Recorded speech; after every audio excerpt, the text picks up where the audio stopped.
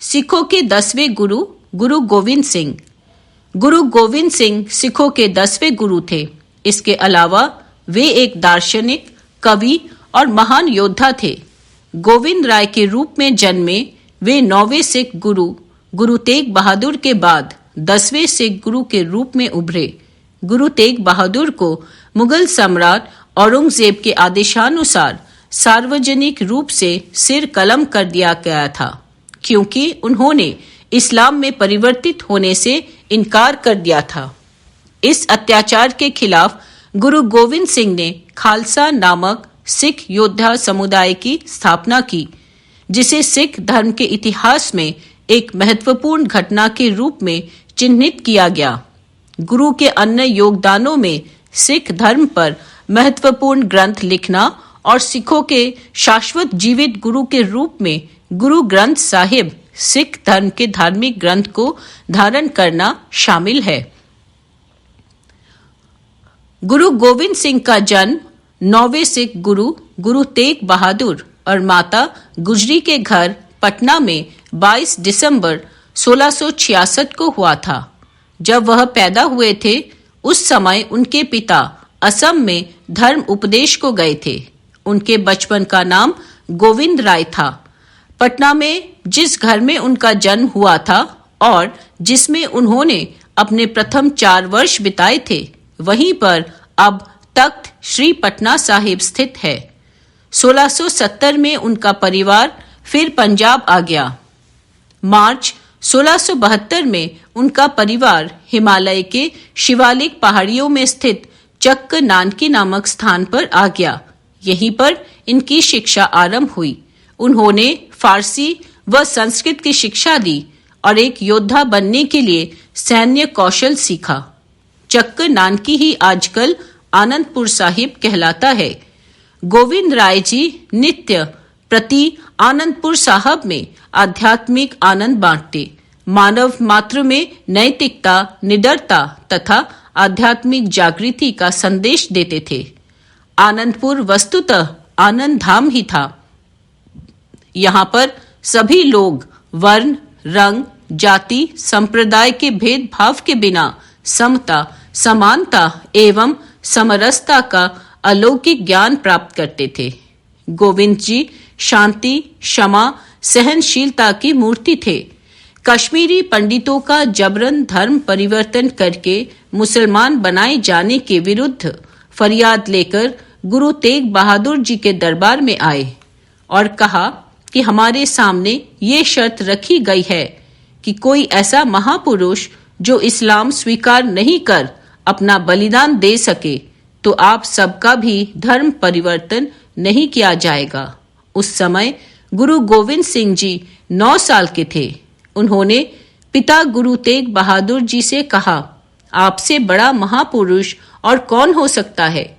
कश्मीरी पंडितों की फरियाद सुन उन्हें जबरन धर्म परिवर्तन से बचाने के लिए स्वयं इस्लाम न स्वीकारने के कारण 11 नवंबर 1675 को औरंगजेब ने दिल्ली के चांदनी चौक में सार्वजनिक रूप से उनके पिता गुरु तेग बहादुर का सिर कटवा दिया। इसके पश्चात बैसाखी के दिन 29 मार्च 1676 को गोविंद सिंह सिखों के 10वें गुरु घोषित हुए। खालसा पंथ की स्थापना। गुरु गोविंद सिंह जी का नेतृत्व सिख समुदाय के इतिहास में बहुत कुछ नया लेकर आया। उन्होंने सन 1699 में बैसाखी के दिन खालसा जी को सिख धर्म के विधिवत दीक्षा प्राप्त अनुयायियों का एक सामूहिक रूप है उसका निर्माण किया। सिख समुदाय के एक सभा में उन्होंने सबके सामने पूछा, कौन अपने सर का बलिदान देना चाहता है। उसी समय एक स्वयं सेवक इस बात के लिए राजी हो गया और गुरु गोविंद सिंह उसे तंबू में ले गए और कुछ देर बाद वापस लौटे एक खून लगे हुए तलवार के साथ। गुरु ने दोबारा उस भीड़ के लोगों से वही सवाल दोबारा पूछा और उसी प्रकार एक और व्यक्ति राजी हुआ और उनके साथ गया। पर वे तंबू से जब बाहर निकले तो खून से सना तलवार उनके हाथ में था।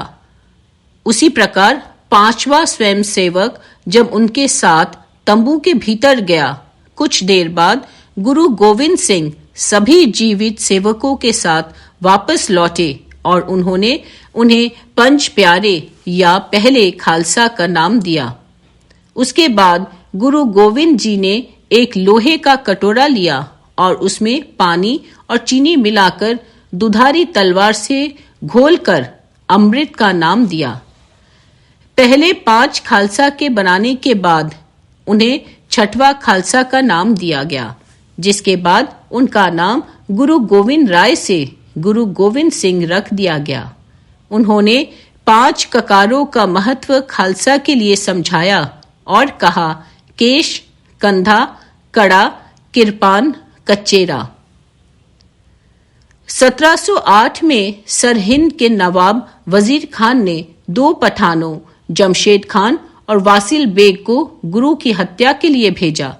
जमशेद खान ने गुरु को दिल के नीचे घाव कर दिया। घाव का इलाज एक यूरोपीय सर्जन द्वारा किया गया था, लेकिन यह कुछ दिनों के बाद फिर से खुल गया और गहरा रक्तस्राव होने लगा। गुरु गोविंद सिंह को लगा कि उनका अंत निकट है और उन्होंने गुरु ग्रंथ साहिब को अपना उत्तराधिकारी घोषित किया। उनका निधन 7 अक्टूबर 1708 को नांदेड़ में हुआ। स्वामी विवेकानंद की वाणी। टहलते टहलते स्वामी जी ने गुरु गोविंद सिंह का प्रसंग आरंभ किया और ओजस्विनी भाषा में कुछ कुछ वर्णन करते हुए बतलाने लगे कि किस प्रकार उनके त्याग, तपस्या, तितिक्षा और बलिदान के फल से ही सिखों का पुनरुत्थान हुआ था।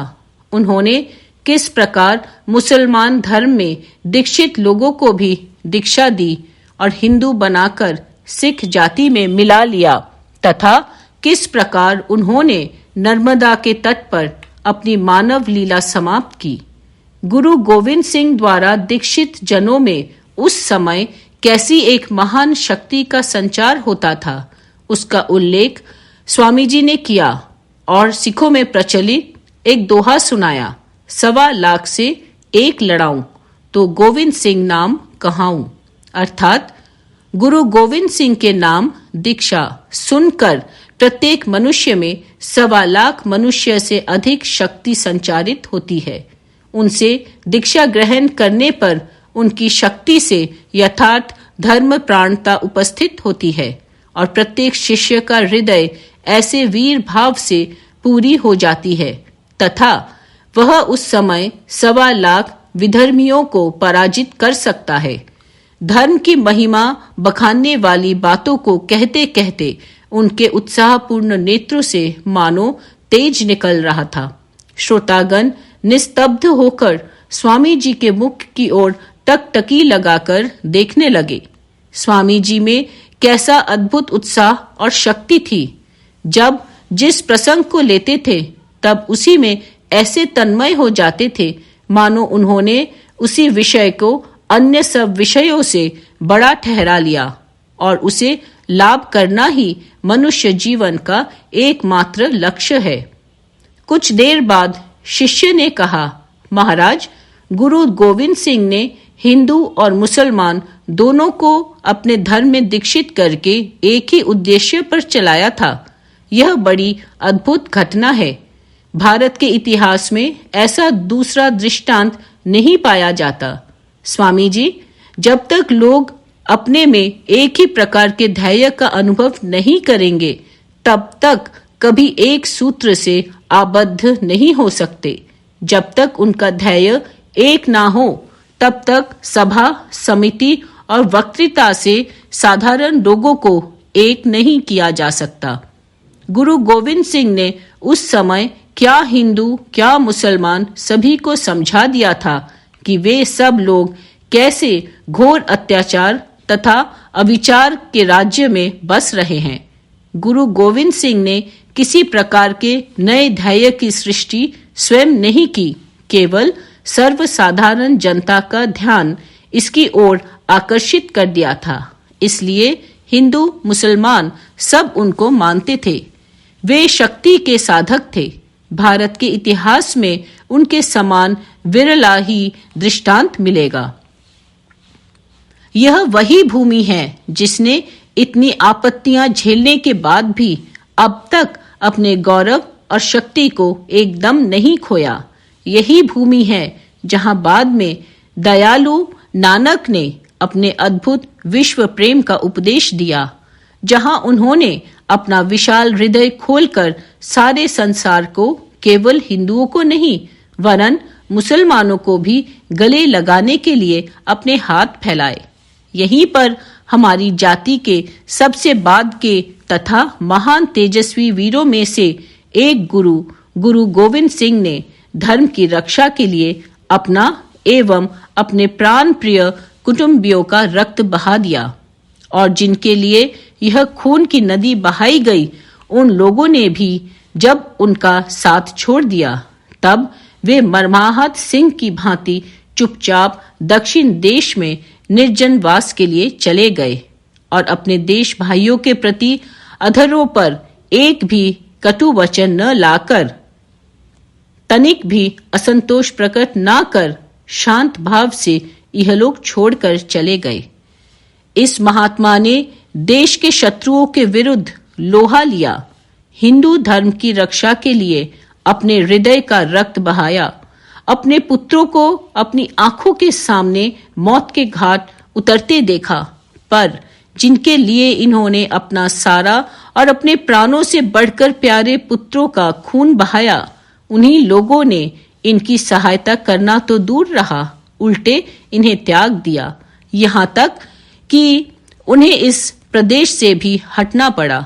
अंत में मर्मांतक चोट खाए हुए सिंह की भांति यह नरकेसरी शांतिपूर्वक अपने जन्म स्थान को छोड़ दक्षिण भारत में जाकर मृत्यु की राह देखने लगा, परंतु अपने जीवन के अंतिम मुहूर्त तक उसने अपने उन कृतज्ञ देशवासियों के प्रति कभी अभिशाप का एक शब्द भी मुंह से नहीं निकाला।